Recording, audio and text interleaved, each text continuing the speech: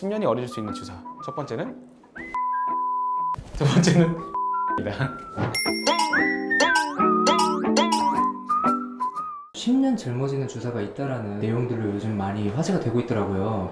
이걸 원장님들과 한번 또 대화를 나누면 어떨까 싶어가지고 또 이렇게 준비를 하게 됐습니다. 저도 마찬가지로 우리가 10년이 젊어질 수 있다는 건 결국은 시간을 과거로 회귀하거나 혹은 내가 10년 동안 어떤 변화를 겪었던 걸 과거로 돌리는 시술이어야 되는데, 그래서 저는 10년 어려진 주사 솔직히 힘들다고 봐요. 근데 왜 유튜브에서는 이렇게 10년 젊어지는 주사다라고 이렇게 설명을 하는 거예요? 그러니까 그게, 자, 우리가 30살을 20살로 돌리는 건 정말 힘들어요. 근데 70세를 60세로 돌리는 거 엄청 쉽습니다. 오히려 쉬워요. 네, 쉽죠. 왜냐면 우리가 노화가 진행이 될수록 당연히 이제 25 이후부터 콜라겐이 빠지고 안면부의 지방도 빠지지만, 이 꺼짐의 순간이 초반에는 사실 오히려 크지도 않지만 반대로 과거로 돌렸을 때 이 피부의 개선이나 여러 가지가 과거로 돌리기가 쉽지가 않거든요. 근데 70세에서 60세 돌리는 거, 70세에서 50세로 돌리는 거, 꺼진 부피만 채워줘도 어려워지거든요. 그 이유 중 하나는 부피감이 줄어들므로 인해서 구조적인 차이도 있고 또 잔주름 되게 많이 생기잖아요. 그래서 우리가 특정 부위는 되게 나이가 어려지게 하는 게 되게 쉽다. 특정 부위라고 하면 네. 뭐 앞볼이라던가 네. 그리고 꺼진 부위라면 옆볼이라던가 팔자 이런 네. 게 있을 수 있을 것 같고, 네. 사실 10년 젊어 보이는 거는 약간의 트릭 같은 거라고 생각을 해요. 약간 완전히 돌릴 수는 없지만 젊어 보이게 할 수 있는 방법을 찾는 거라고 생각을 하기 때문에 네. 필러는 하나의 트릭이죠. 그죠. 그러니까 실제로 노화된 걸 과거로 돌릴 수는 없지만 우리가 시각적으로 돌릴 수 있다. 약간 이런 말씀이신 거죠. 맞죠. 네. 필러도 부작용이 좀 많다. 필러는 절대 맞으면 안 된다. 이런 얘기를 좀 많은 분들이 하시더라고요. 근데 그런 얘기가 나오게 되면 뭐 이유가 또 있나요? 그 사고들이 뭐가 있냐면, 첫 번째로는 우리가 괴사가 있어요. 우리 얼굴에는 혈관들이 많이 존재하잖아요. 그러면 내가 필러 시술을 할 때 혈관에 필러가 들어갔을 경우 급격하게 피부에 영양분을 제공해줘야 되는 혈관들이 막히기 때문에 그 부위가 괴사가 일어날 수 있고요. 또 하나가 그 혈관에 직접 주입하지 않더라도 또 우리가 압박괴사라고 하는데, 뭐 중요한 혈관들을 옆에서 강하게 눌렀을 경우 혈류가 공급이 되지 않기 때문에 괴사가 발생할 수 있습니다. 또 뭐 사고는 아니지만 말씀하신 것처럼 필러를 꺼려하는 이유 중 하나는 필러가 움직인다라고 설명을 하거든요. 필러가 중력에 의해서 떨어진다라고 하는데, 방금 설명하신 것처럼 그 물성이라는 게 과거에는 우리가 점성과 탄성만 이야기를 했지만 그 부위에, 원하는 부위에 그대로 유지되고 있는 것 또한 물성의 한 가지거든요. 그 물성을 잘 선택했을 때는 그 압박에서도 예방할 수 있고 또 움직임도 예방할 수 있고요.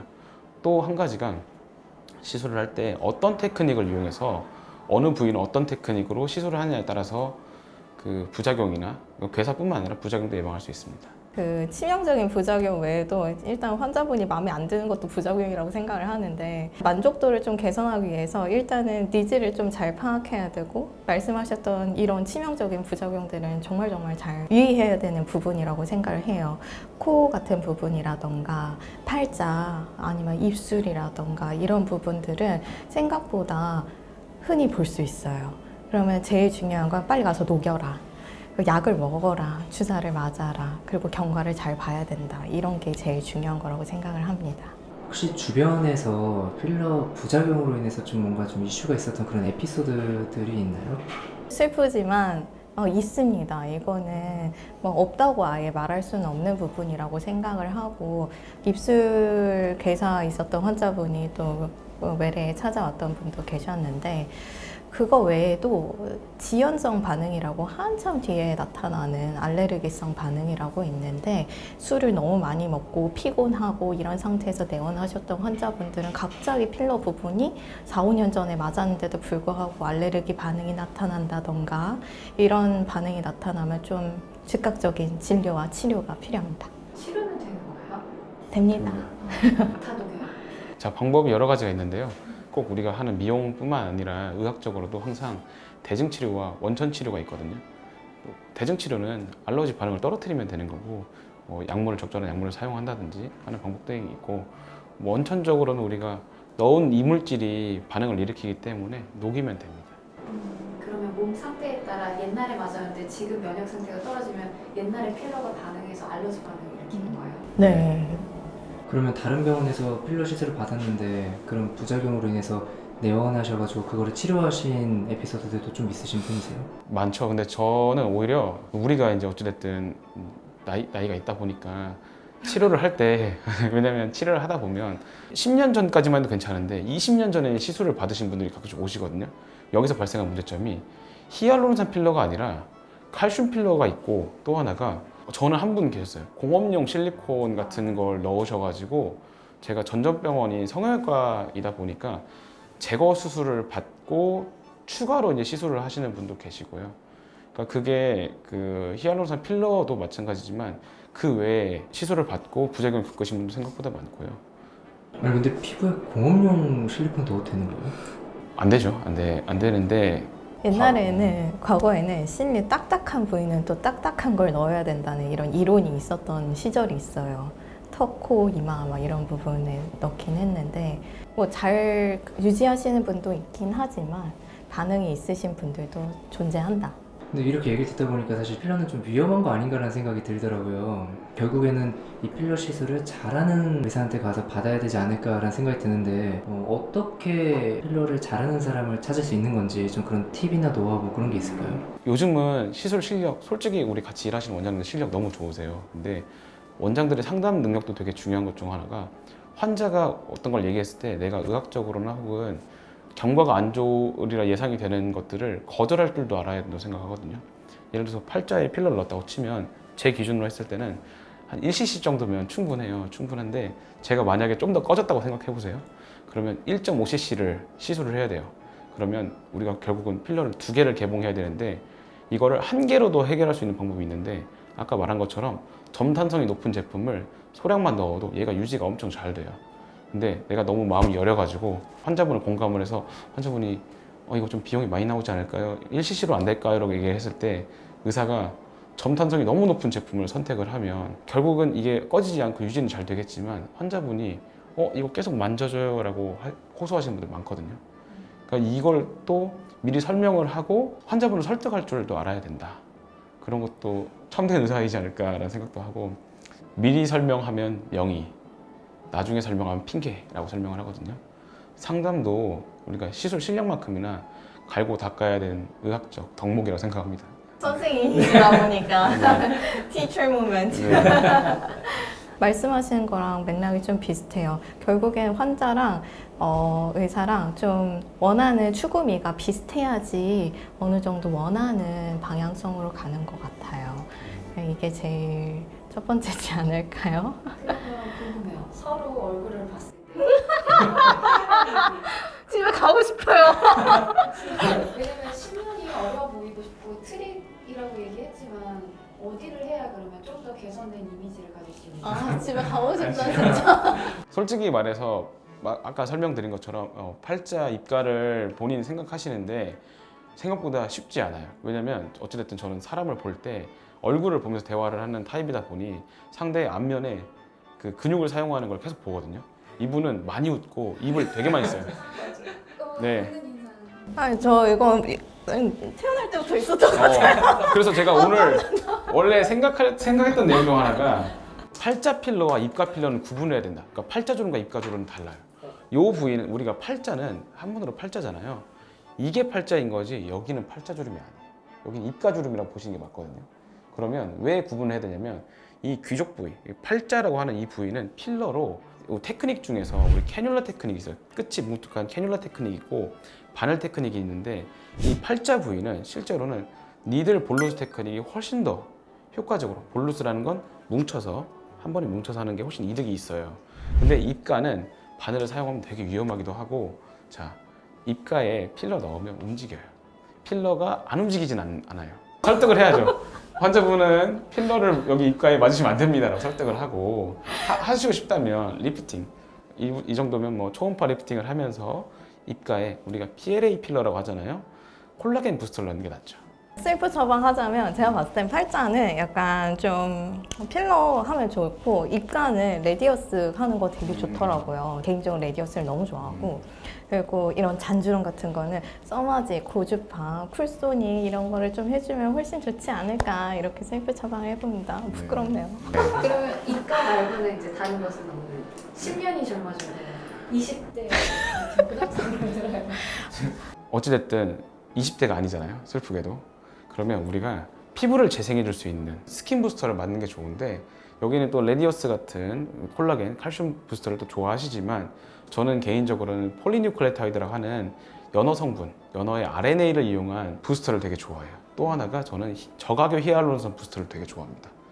이제 여름이 거의 끝나가잖아요. 이 방송이 나갈 때쯤 되면 가을일 거란 말이에요. 그러면 환자분들이 많이 이야기하시는 것 중 하나가 속건조, 건조를 이야기하세요.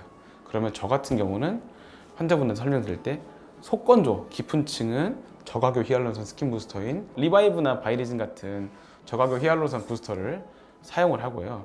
그리고 레주톡톡, 레주란 HB의 스킨 부스터 여기 옆에 어떤 직원분께서 이렇게 주시는데 여기 이런 제품들이 있거든요. 이거 써보셨어요? 네, 근데 본인 이거 얼굴에. 저가라고 말씀하시기에는 좀 고가 아니 아닌가요? 저가교. 저 저가교. 저 가격. 네, 네. Sorry.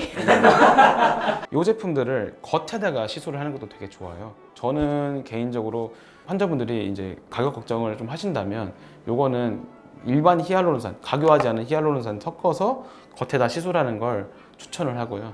그리고 가격보다는 내가 좀 장기적으로 예를 들어서 외국에서 오신 교포분들 되게 많이 오잖아요. 그분들은 나 한국에 6개월에 한 번씩밖에 못 와. 근데 내 건조가 너무 심해요. 레주톡톡 맞으면 너무 좋은데 4개월 정도, 3개월 정도 지나면 좀 다시 건조해지는 것 같아요 라고 했을 때 이런 제품을 진피층 약 2mm 정도 깊이에다가 주입을 해줘요. 이거를 다른 거 섞지 않고 2cc 정도를 안면부 특히 나비존 쪽 위주로 해가지고 주입을 해줘요. 그리고 나서 겉에다가 레주톡톡 같은 거 시술하는 걸 선호합니다. 제가 제 얼굴을 해봤을 때 이거 바이리즈는 목에다 하는 게 좀 좋더라고요. 원래 벨로테로가 조금 더 그 필러 성분으로 사용을 하게 되는데 저는 목주름에 필러 넣기 너무 부담스럽다 이러면은 바이리즘을 목주름에 하면은 확실히 좀 좋더라고요. 셀프 시술을 해봤습니다.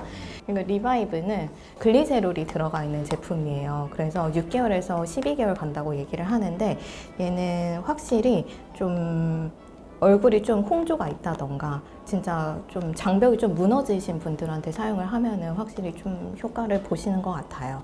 얘랑 물이랑 같이 사용을 해야지 좀 더 유지력이 높다. 반대로 서 원장님 만약에 환자가 왔다 그러면 어느 부분이 저는 잘생겨서 괜찮을 것 같은데. 맞아요. 너무 완벽해요. 네네. 완벽하지만 그래도 그래가지고 조금 더 아니에요. 인기 있는 원장이 되기 위해서 설명을 좀 해주십시오. 좀 얼굴 전체적으로 봤을 때 쉐입에 있어서는 좀 동안에 좀 가까워요. 눈 사이도 그렇고 중안부도 그렇게 많이 먼 편은 아니시고요. 근데 좀 쉐입을 좀 다듬는다고 하면은 좀 여기 심부볼 쪽이라던가 턱라인 쪽을 좀 하이프 계열로 하면 좋을 것 같고 두 번째로는 좀 신경 쓰이시는 피부 이렇게 들어가 있는 그 스카 흉터 치료를 하시는 게 제일 좋을 것 같은데 이거는 서브 시전이나 흉터는 아파야 돼요. 맞아요. 아파야지 효과가 납니다. 서브 시전은 이렇게 흉터가 생기면서 이렇게 잡고 있는 막 기둥이 생기는데요. 이게 당겨짐으로써 이렇게 움푹 파이는 거거든요. 그래서 여기 안쪽을 잘 잘라줘야지 다시 차오를 수 있는 효과를 낸다. 보통은 위에서 아래로 끌어당기는 힘을 주거든요. 그래서 이것도 그래서 저는 또 그 부분을 잘라준 다음에 이런 걸 채워놔요. 이런 걸 채워 넣으면 예를 들어서 우리 주름 제거 제가 되게 좋아하는 것 중 하나가 자가진피 재생술이라고 조직을 뜯어서 이런 저가교 히알루론산 부스터를 넣어가지고 수복이 되지 않게 하는 걸 되게 좋아하거든요. 어른들 이마 주름이나 뭐 팔자 주름, 뭐 눈밑 주름 등등 다양한 부위에 할 수 있는데 뭐 목주름도 마찬가지로 저도 이거 되게 좋아합니다. 기본적으로 우리가 시술을 선호하는 게 다 달라요. 원장님도 저랑 다르실 거고 뭐 이상 원장님도 다르실 거고 다른 원장님도 다르실 거예요. 그래서 힘든 것 중 하나가 의사들도 다른데 뭐 실장님도 거쳐야 되고 환자들도 이런 채널을 보시고 나 이거 할래 라고 오시는 분들의 절반 정도는 적응증 환자. 우리가 적응증을 하는 것은 뭐냐면 이 환자는 이거 A보다는 B를 하시면 좋은데 A에 꽂혀서 오세요. A 하고 싶어. 이미 진단하고 있어요. 네네네. 그래서 저희가 항상 전문가와의 상의가 되게 중요하다고 하는 게 일주일 전에 스킨보톡스를 맞고 왔는데 리즈톡톡을 맞고 싶다고 오시는 분들도 계시고 뭐 예를 들어 본인은 팔자주름이라고 생각하시고 오시는데 실제로는 입가주름인 경우 그러면 필러를 넣을 수가 없잖아요. 그러면 원장님 말씀하신 것처럼 레디어스나 뭐 PLA 부스터 이런 것들을 넣는 게 훨씬 이득이 있을 거고. 그러면 마지막으로 정수리하고 귀하고 어깨 필러 되게 유행이잖아요. 네네. 이거 시술 한다 안 한다. 어. 추천한다 안 한다. 자 일단 첫 번째로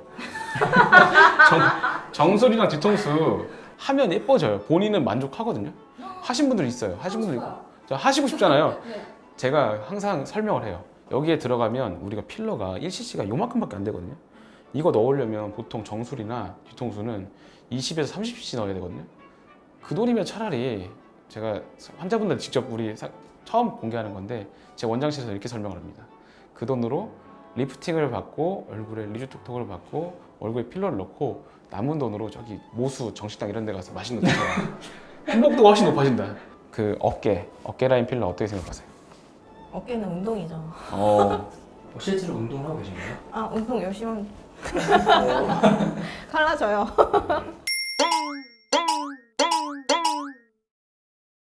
그래서 오늘 우리가 촬영하게 된 이유는 10년이 어려지는 주사가 있냐 없냐였는데 자 10년이 어려질 수 있는 주사 뭔가요? 1번 리즈톡톡. 2번은 필러입니다. 오늘 어색하시네. 네, 다시 한번 하자면 첫 번째는 리즈톡톡. 두 번째는 필러입니다.